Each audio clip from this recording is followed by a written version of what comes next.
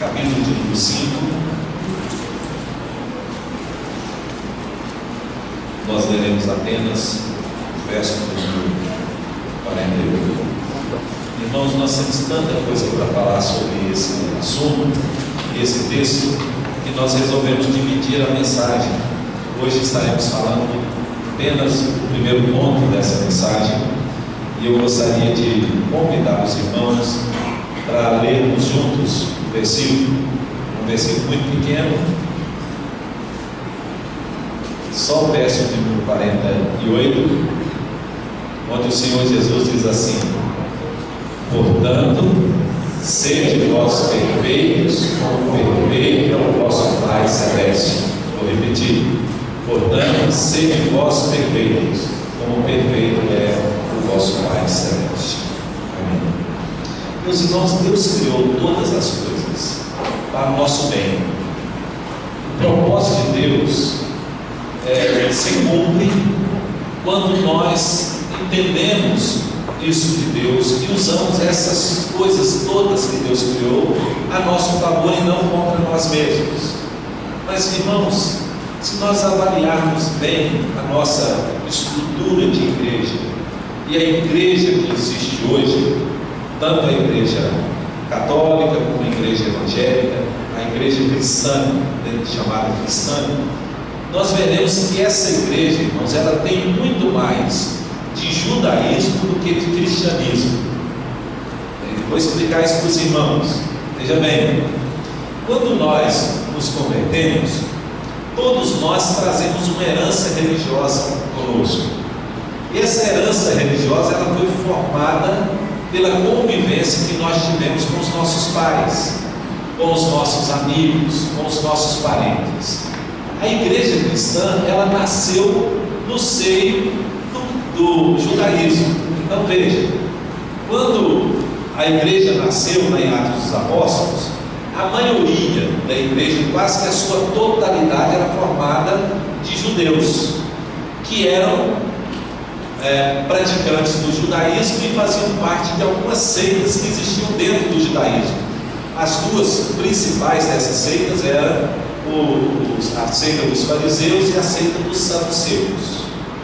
Portanto, a igreja passou a assumir uma postura e uma forma de vida com os conceitos do judaísmo entrando dentro da igreja.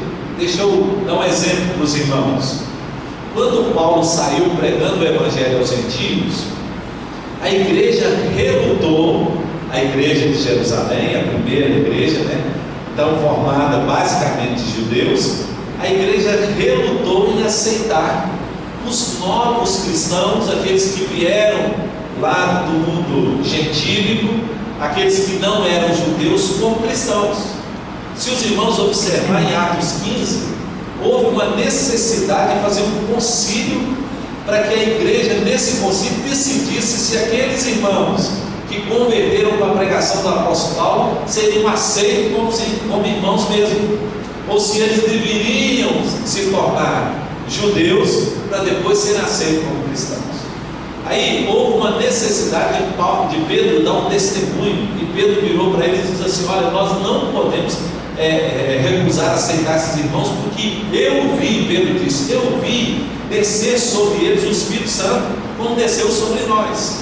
E Pedro ainda completa dizendo assim: olha, nós não podemos colocar sobre os discípulos um jugo que nem nós, nem nossos pais puderam carregar, um fardo tão pesado que nem nós e nem nossos pais puderam carregar. Isso está em Atos capítulo 15. Mas o que acontece, irmãos, é que de lá para cá, o sistema religioso que nós temos, que nós chamamos de cristianismo, ele foi todo influenciado e afetado por esses conceitos herdados do judaísmo, que veio entrando dentro da igreja. E nós fomos recebendo isso sem questionar, sem pensar se aquilo era realmente a vontade de Deus e o propósito de Deus. E aí, essas coisas elas foram incorporando ao cristianismo. Hoje, coisas piores têm entrado dentro do cristianismo. Por exemplo, hoje nas igrejas chamadas neopentecostais, e até pentecostais, muito do misticismo e muitas coisas de crendices, superstições, fazem parte da igreja como uso e costume da igreja. Querem ver um exemplo? Um sabonete que expulsa demônio, uma rosa ungida que restaura o casamento, uma água orada ou abençoada que cura a enfermidade. Então todas essas coisas são crendices, superstições e que estão sendo incorporados dentro da igreja. E a igreja passa a assumir então um sistema de governo, um sistema de doutrina, um sistema de costumes que às vezes tem pouco daquilo que Jesus realmente ensinou e aquilo que Jesus deseja que nós sigamos e sirvamos a Deus. Então nós precisamos entender isso, porque do contrário, irmãos, a obra de Cristo, que foi para nos libertar, para nos trazer liberdade, nos submete a um jugo de escravidão. E aí, eu acho isso aqui muito próprio dizer, porque para muitos cristãos, a vida cristã tem sido um fardo tão pesado que as pessoas quase não conseguem carregar. Tem sido uma vida tão difícil de viver, a vida cristã, que muitos estão desistindo no meio do caminho, no meio da jornada. Irmãos, às vezes o rigor ascético e o rigor tão sério que as pessoas querem impor dentro do cristianismo, isso até afastam aqueles que não são cristãos de tornarem-se cristãos. Porque várias pessoas viraram para mim e disseram assim: eu gostaria de ir na sua igreja, mas eu sou tão errado, eu faço tanta coisa errada, que eu não posso frequentar a sua igreja. Não, um virou e falou assim: o dia que eu mudar a minha vida, melhorar, eu vou fazer parte da sua igreja, eu vou lá para a sua igreja. Como se a igreja, irmãos, não admitisse dentro do seio da igreja ninguém que cometa erros, ou como se a igreja fosse um lugar onde as pessoas fossem perfeitas e não cometessem nenhum erro, nenhuma falha. Nós precisamos enxergar isso, irmãos, ter discernimento espiritual, porque se a igreja é um lugar de pessoas perfeitas, então não nos cabe nela, porque nós não somos perfeitos. E se, irmãos, a igreja não for um lugar onde pode trazer paz, alegria, satisfação, prazer em viver a vida cristã, então isso não é uma igreja, não é a igreja de Cristo. Isso é um lugar de opressão, isso é um lugar de julgamento, um lugar de exclusão de pessoas e não um lugar de aceitação de pessoas. Por isso, irmãos, Paulo orienta os cristãos dizendo assim, que Cristo nos libertou e que nós devemos tomar cuidado para não submetermos de novo ao jugo de escravidão. E por isso nós precisamos entender o que a palavra de Deus nos ensina sobre o que é ser um cristão. E hoje eu quero começar com os irmãos aqui falando sobre esse versículo. Olha o que o versículo diz. Ele diz assim: portanto, sede vós perfeitos, como perfeito é o vosso Pai Celeste. Veja, irmãos, primeiro ponto, põe isso na sua cabeça.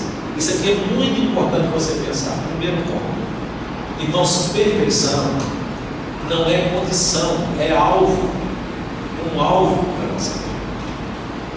Ser perfeito não é uma condição para que eu seja cristão, mas é um alvo que eu devo prosseguir, um objetivo.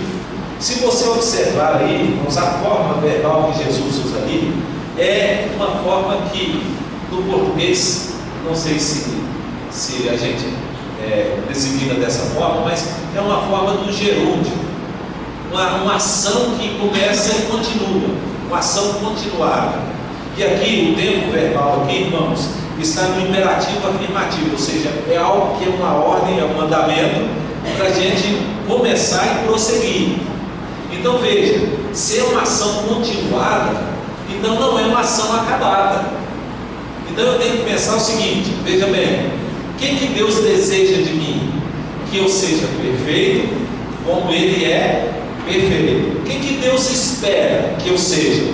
Que eu seja, me torne perfeito, como perfeito é o nosso Pai Celeste. Porém, irmãos, nós estamos vivendo ainda não. Vou voltar a repetir. Nós estamos vivendo o ainda não, porque todos nós estamos na mesma condição. Ainda não somos perfeitos. Então, perfeição não é uma condição, porque se fosse uma condição, irmãos, se ser perfeito fosse uma condição para eu me tornar um cristão, então nenhum de nós seria cristãos.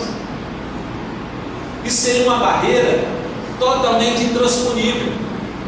Então não pode, irmão, ser uma condição. Tem que ser o quê? Um alvo. Tem que ser um objetivo, um propósito. Algo que eu almejo alcançar.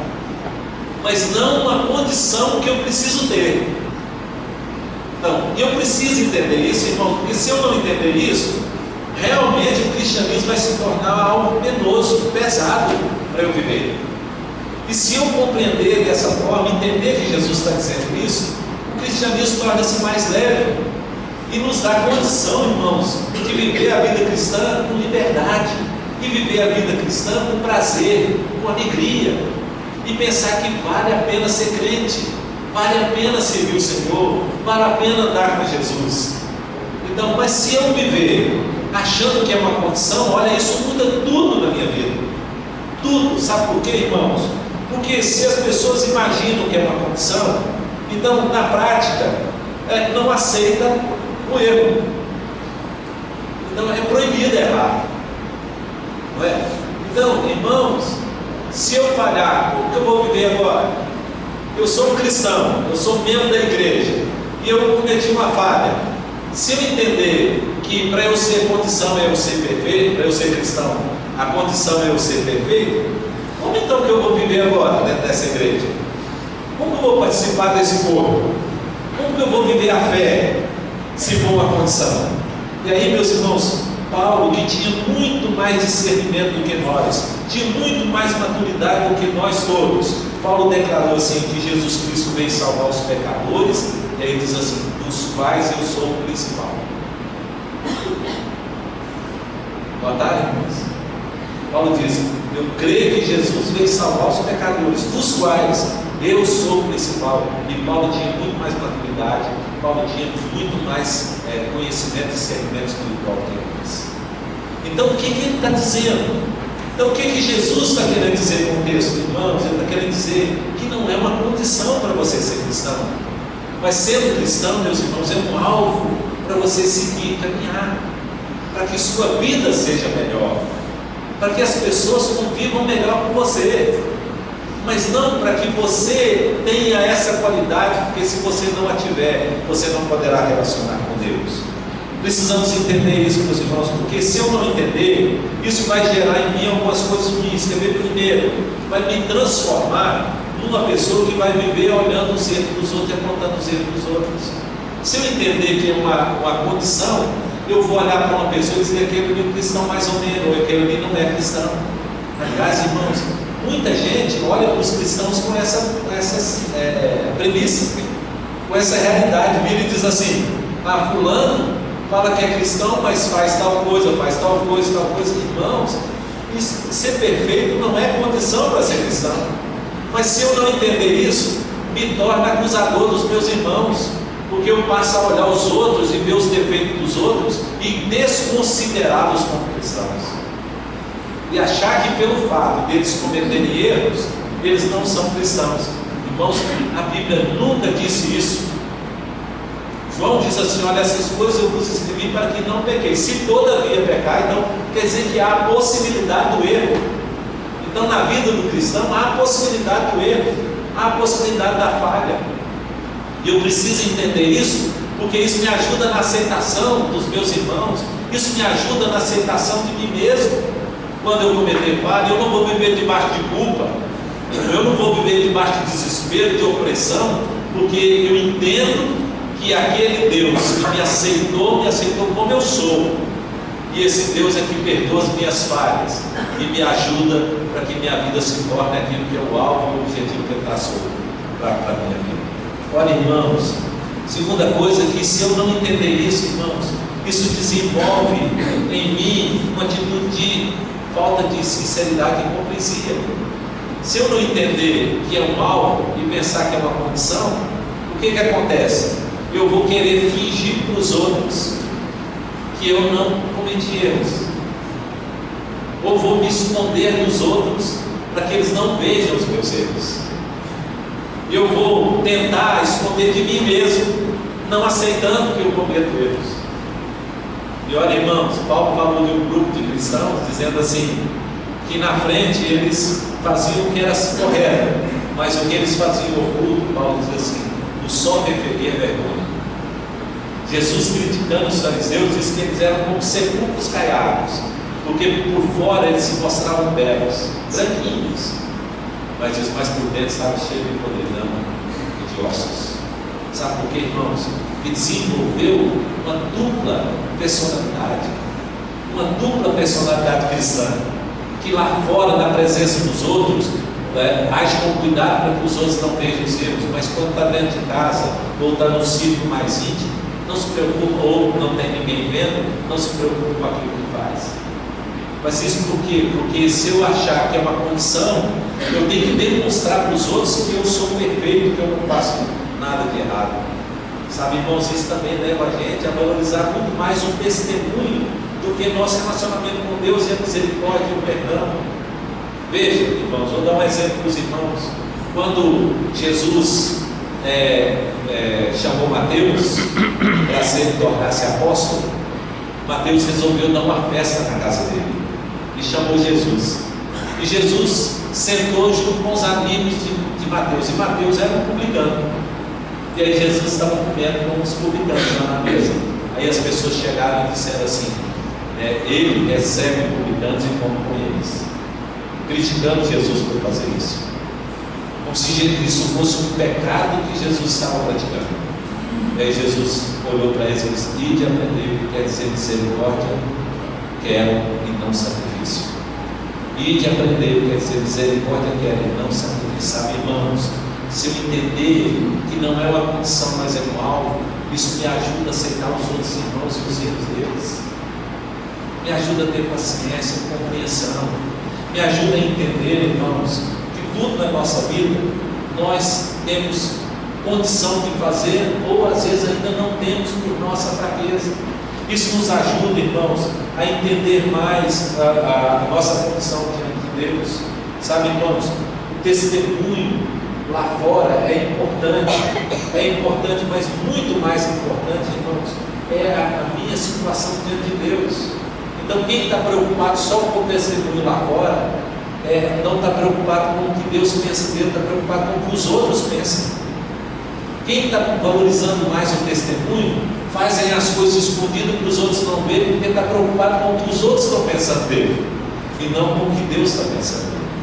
Mas se eu entender que aquilo é um alvo e não é uma condição, então eu vou viver liberdade diante de Deus. Eu vou assumir minhas falhas, meus erros, eu vou assumir as minhas fraquezas, eu vou entender que eu estou no Evangelho por causa da graça de Deus, não pelo meu esforço, não pela minha santidade, não pela minha dedicação a Deus, mas eu estou no Evangelho e me tornei vivo pela graça de Deus. E como filho, Deus me aceitou como eu sou, e não por uma condição que foi estabelecida pela religião e não estabelecida pelos princípios de outras pessoas. Quando os fariseus olhavam para Jesus, eles criticavam Jesus dizendo assim, que Jesus era um glutão e beberrão. Eis aí um glutão e bebedor de vinho, assim eles falaram. E Jesus não preocupava com o que eles pensavam dele. Sabe por quê, irmãos? Porque Jesus estava preocupando com o que Deus pensava. Quando nós valorizamos mais o testemunho da fora do que a nossa vida com Deus, nós escondemos o que nós somos, para que as pessoas não descubram, para que eles não fiquem escandalizados conosco. Mas nós não estamos nos preocupando com aquilo que nós somos de verdade e aquilo que nós fazemos de verdade. Perfeição é algo e não condição. Perfeição é um propósito objetivo. Eu tenho que ser perfeito para parecer com meu Pai, mas isso é algo, irmãos, que vai acontecendo paulatinamente na nossa vida. Isso vai acontecendo aos poucos, isso é cada dia um pouco mais. E se eu entender assim, meus irmãos, o cristianismo não fica tão penoso, não é verdade? Eu posso servir a Deus com muito mais liberdade. Eu posso reconhecer os meus erros e pedir perdão por eles. Eu posso reconhecer as minhas fraquezas e tratá-las diante da cruz. Eu posso reconhecer a minha imperfeição e procurar cada dia mais crescer, conhecendo a Deus e caminhando com o Senhor. Porque se eu entender que é uma condição, irmãos, isso jamais vai mudar na minha vida. Eu vou me distanciar cada dia mais. Eu vou vivendo um cristianismo de hipocrisia e falsidade, onde eu vou querer mostrar para os homens aquilo que eu não sou e tentar esconder de Deus aquilo que eu sou. Mas quando eu entendo que isso é um mal, eu vou procurar cada dia mais estar mais próximo de Deus, para que cada dia mais eu esteja pensando na minha vida. Paulo, escrevendo aos Filipenses, no capítulo 3 de Filipenses, Paulo fala sobre essa situação. E lá no capítulo 3 de Filipenses, versículo 12, Paulo diz assim, falando da sua própria vida, ele diz assim: não que eu já tenha recebido, ou já tenha obtido a perfeição, mas prossigo para conquistar aquilo que para mim também foi conquistado. E no versículo 14 ele diz assim: prossigo para o alvo, para o prêmio da soberana vocação de Deus em Cristo Jesus. Ele diz: eu ainda não sou perfeito, mas ele diz: mas eu prossigo para o alvo. Isso é um alvo e não uma massa. Nós vamos parar hoje por aqui. Domingo que vem nós vamos prosseguir. Nós vamos falar assim: por que nós temos seguido o alvo? Se Deus me aceita como eu sou, por que eu tenho que seguir esse alvo? Domingo que vem nós vamos falar sobre isso. Que Deus nos abençoe. Amém?